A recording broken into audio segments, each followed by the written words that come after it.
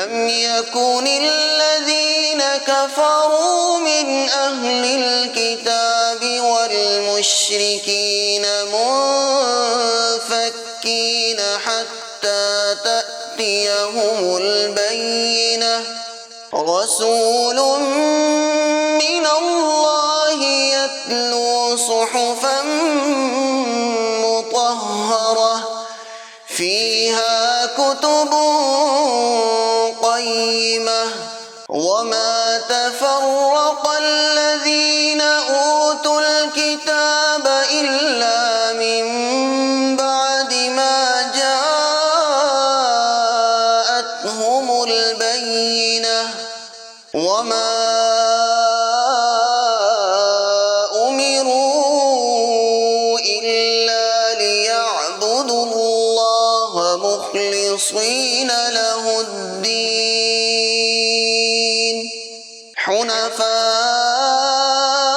حنفاء ويقيموا الصلاة ويؤتوا الزكاة وذلك دين القيمة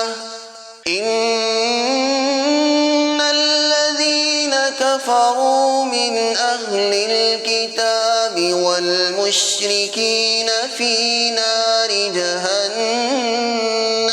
خالدين فيها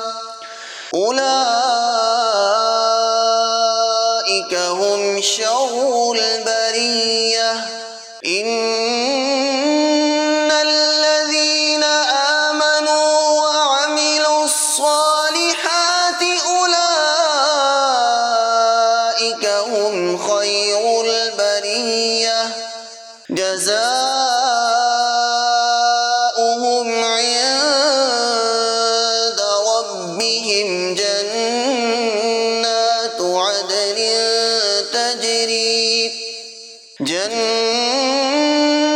عدن